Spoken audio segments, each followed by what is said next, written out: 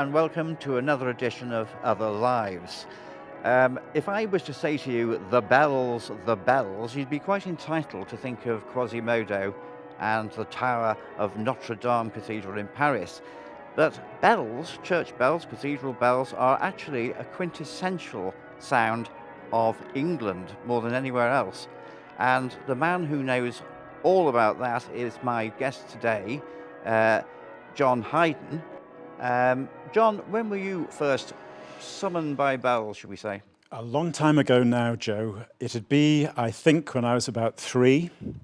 It'd be a Sunday morning, and I can remember lying in bed and listening to the bells of St Saviour's Oxton, which were not far away, and really being rather interested in this lovely sound, and just wondering, well, how is that done? You know, what makes that really lovely music? Now, I said about England being a special place. Out of the 6,000 rings in the world, there's how many in England, roughly? Most of them are in England. Out of, I think it's about 6,500 sets of bells which are hung for change ringing. Most of them, I think it's probably 95% are in England. So a great many. Now, we're very well off in this part of the world. A rather distinguished statistic. Liverpool Cathedral, the Anglican Cathedral, has the highest and heaviest ringing peal of bells in the world, which is quite a distinction. But I always think it sounds like somebody dropping a lot of cutlery on the floor and breaking plates. It's not a very mellifluous sound to me. We have something very special at the Anglican Cathedral.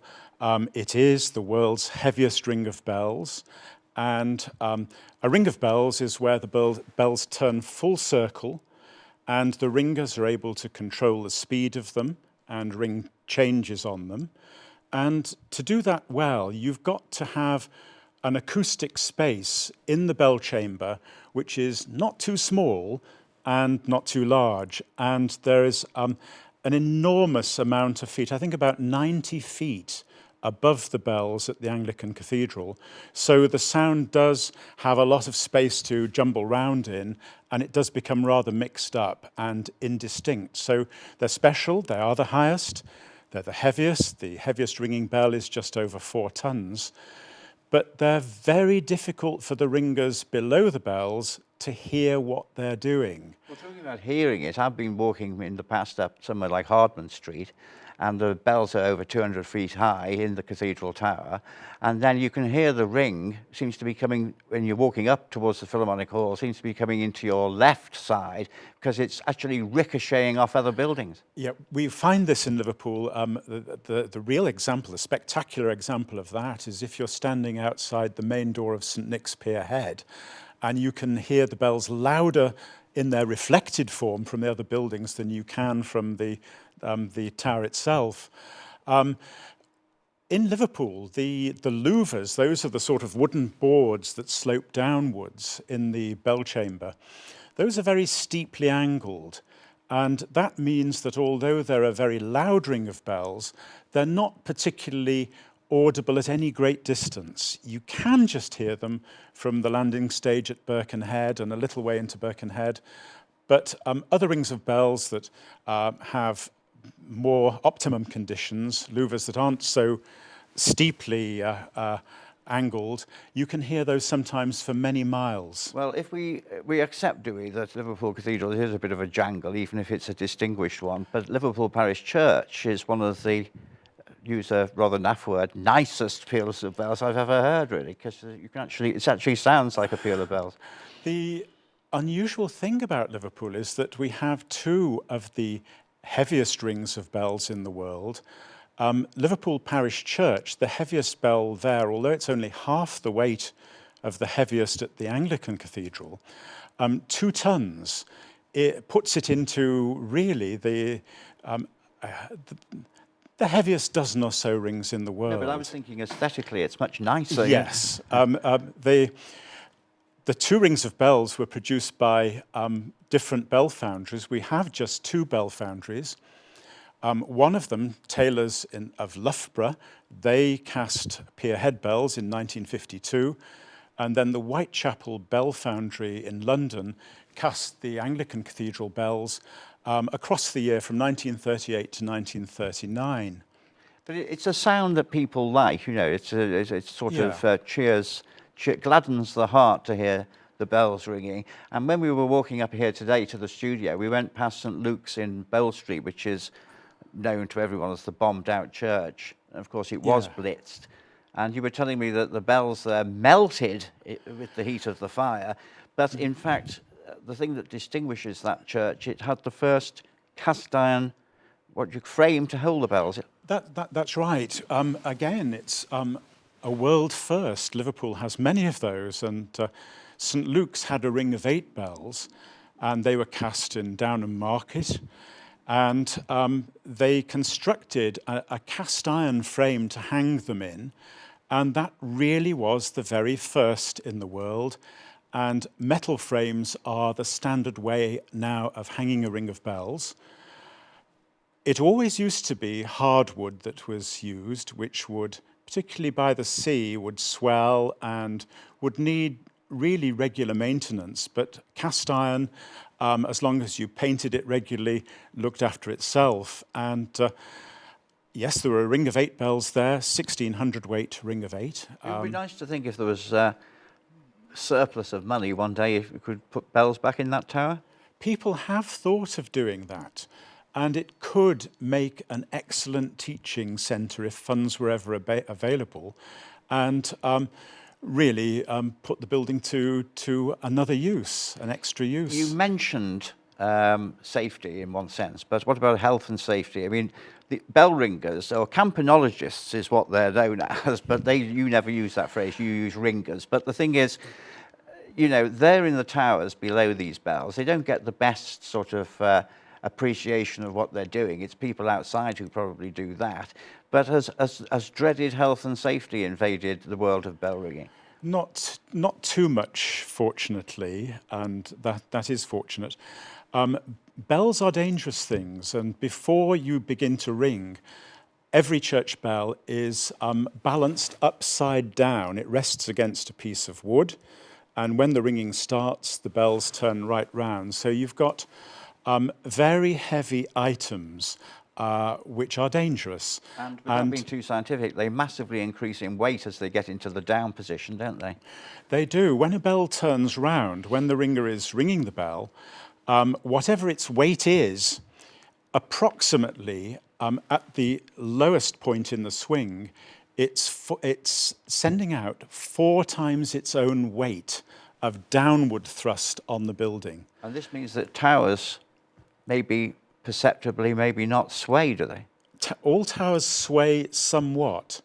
It's normally only a millimetre or 2 or 3, occasionally 4 millimetres, 5 millimetres. But when you're standing in a tower that is moving, say, 2 or 3 millimetres, you can feel the floor shaking. They all sway. And I can remember as a student many years ago being over the west front at Exeter Cathedral in the roof where the fire buckets are. And when the bells started to ring halfway down the cathedral, the fire buckets at both ends, you could see the water rippling. It wasn't just the towers that were moving. The whole of the structure gives. But you sometimes see, you know, film footage of people ringing bells, and it looks like they could be lifted off their feet, you know, if they get it wrong. I mean, it's a mighty bit of an exercise to do that. We have a bit of a bad press, really. It's Christmas cards are responsible for a lot, showing all sorts of people being lifted into the air. But joking apart, at the cathedral, here, for instance, the Anglican cathedral, although the heaviest bell is a 4-ton bell, just over 4 tons, the small bells, we call them small bells, the smallest weighs just under half a ton, which is plenty to lift you off your feet if you mishandle it. And at Pier Head, the smallest bell there weighs 600 weights, which, you know, is getting on for, well, it's a third of a ton, isn't it? And it's a lot. You've never seen this happen then, people lifted off their feet? A I Christmas have card joke? In 50 years, I have only once or twice. But we're always taught when we learn to handle a bell to, if anything goes wrong, let go. Just finally, before the break, and briefly, the whole sort of age profile of bell ringing? It's a bit worrying, isn't it? It is to all of us, because the most common age group in ringing now, and there are 40,000 of us nationwide, it's between 58 and 65, which is not a good thing for the health of future generations of ringers. So we do need a lot more people to become interested. And they're broken into guilds, so we have a local guild, Lancashire Guild. You can get the information off the internet, can you, where to phone and become a bell ringer? You can indeed. If you look up on the internet, the Lancashire Association of Change Ringers, contact details are there. Right, well, don't forget to do that if you fancy a new life as a bell ringer. We'll be back after the break, and I'll be asking John about who writes the music for people to ring on bells, which is a good question for somebody called John Hyden.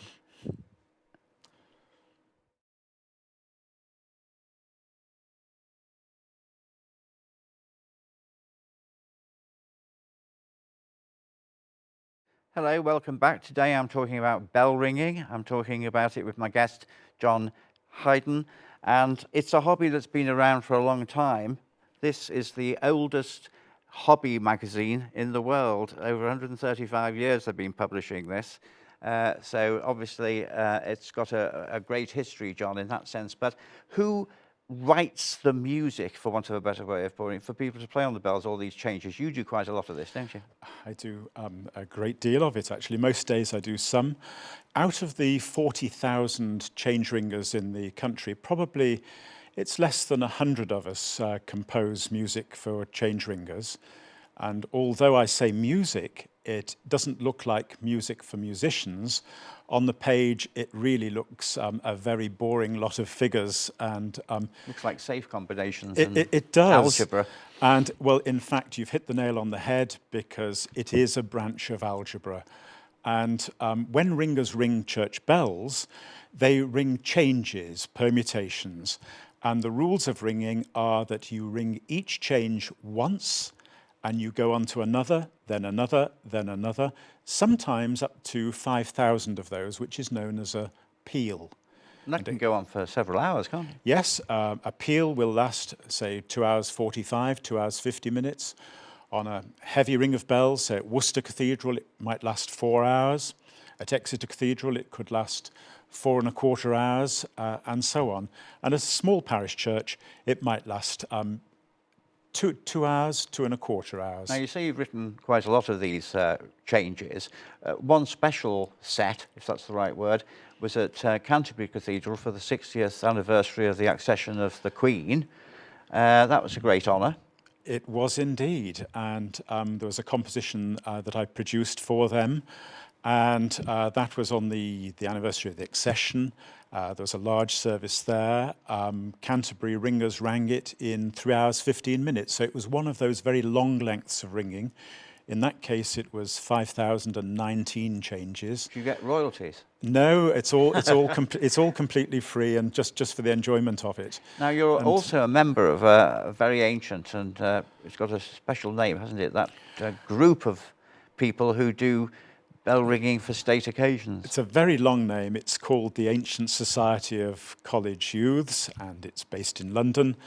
And you have to be elected to that. And the members of the College Youths ring for the coronations, the royal funerals, state occasions, and other significant national occasions. Have you ever done that? Have you ever written Oh, yes. Oh, yes. And compositions have been rung. I was very lucky to have one rung at the Abbey a few years ago. And again, that was over 3 hours of ringing for St Edward's Day on that particular occasion. The thing is with this, there are some CDs around of recordings of bells. You can get them. But on the continent, they have a further tradition, do they not, of carillons. And these are very often played from keyboards inside the building, nothing to do with change ringing with ropes. Carillons, and you can actually, I went into Warrington Parish Church once where they had one of these, yes, not knowing what this keyboard was, and went da da da da da da da, Popeye the Sailor Man, and it rang out over Warrington. I was horrified. But the reason being, they make quite an art of this, and they play hymn tunes and melodies and all sorts of things. If you go into a Dutch village or a German town, we don't do that so much, do we? We do it a little bit. York Minster has just, in the last few years, installed carillon. And yes, they're played from a clavier in the ringing chamber. The bells stay still and are struck by hammers that are connected to wires connected to the keyboard. It's really found commonly in the Netherlands. It's a branch of ringing that they've perfected. But we do have some carillons. There's a very large one at Low House in St Helens. There's one in Aberdeen. And one at Loughborough and one at Bourneville. So they do exist, but they're rare. With so many changes and combinations possible, almost infinite, how do you know, like a composer who notates music, would know that it's what you're doing is original, or you hope it is? Well, it's quite easy to be original when you've got, say, 470 odd million permutations to work with. And what you do really is to select the musical qualities you particularly want and just choose from 5,000 out of a great many. We worked out one day that probably on 12 bells, where you can have well over 400 million possible changes, only a tiny fraction of them have ever been rung. So there's plenty to go at. Plenty to go at in that Plenty sense. to go at, yeah. What about maintenance? Now, obviously, churches are always. I remember a dean of Liverpool saying to me that all the ancient cathedrals were designed to fall down in the 20th century because of these enormous appeals to maintain them, and the same inside buildings for these massive cathedral organs. The bells, as it were, how important is it? The maintenance must be very costly. It can be. But as time goes on, they're rather like cars, there's less and less to do. You make sure that bolts are kept tight, because if they're not, expensive damage can ensue. Those towers who have wooden frames, those need tightening regularly in dry weather. A great deal of maintenance used to have to be done 100 years ago when the bells actually swung on plain bearings, because those had to be oiled every week. And round about a century ago was the start of self-aligning ball bearings. So all towers have those now. There are just a few left with plain bearings. But the bells themselves can be very ancient, can't they? We're still ringing Yeah. bells that are several hundred years old, are we not? We are indeed. In Liverpool, for instance, I think the oldest ringing bells that are regularly used, a few of the bells in the ring at Sefton, date from Queen Elizabeth I's time, and they're Sefton Church? Yeah, they're used every week. They will have rung out for my parents' wedding then in 1947, I think it was, at that church. Right. And so they still use, they're still ringing on They do. They have a very keen, very able band there, and they get lots of use, yes. I think tower bells probably started to appear round about the same time that churches began to have towers, which was really in Saxon times. So some of our oldest bells date from then. I think the oldest dated bells we have date from the 1200s.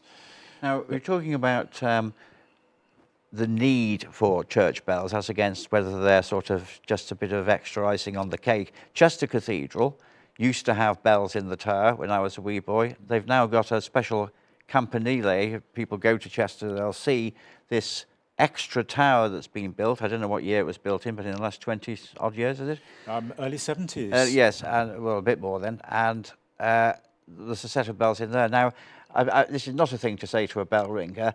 Is it necessary, or is it just a very expensive extra? Well, bells used to be necessary before people had their own clocks and watches, and it was the way of knowing when the services took place. It isn't now, really. We all have watches. We all know when the services are. But really, it's almost become part of the liturgy, as it were. It's an adornment that makes the church services very beautiful in my view.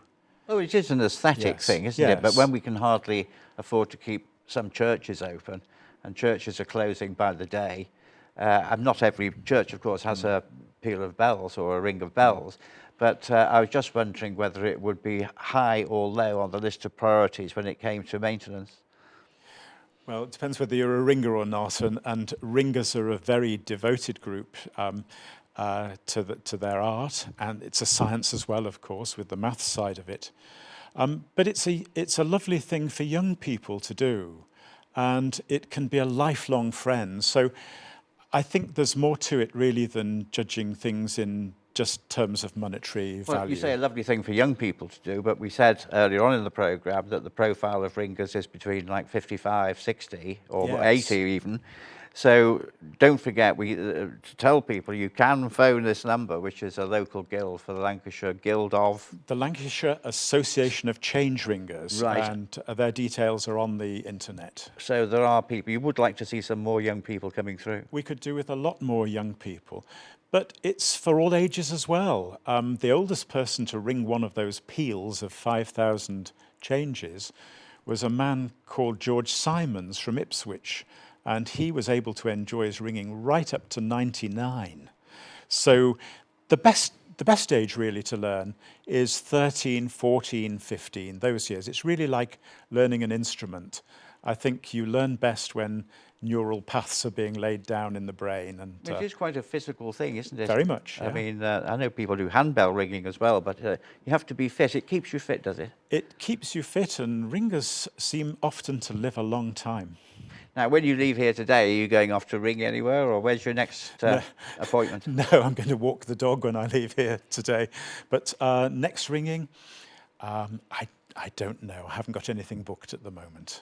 Oh, I see. So it's not a regular thing at a particular church. You go round guesting. Not for me at the moment. It No. can be. You can do as much as or as little as you want. These days, for me, a lot of my ringing takes place on paper. It's that side that particularly interests me, and providing the compositions, hopefully, for ringers to enjoy. Right. Well, it's been very interesting, and we wish you many more years of bell ringing. Say thank you to John Hyden today for telling us about that wonderful English sound. Thank you.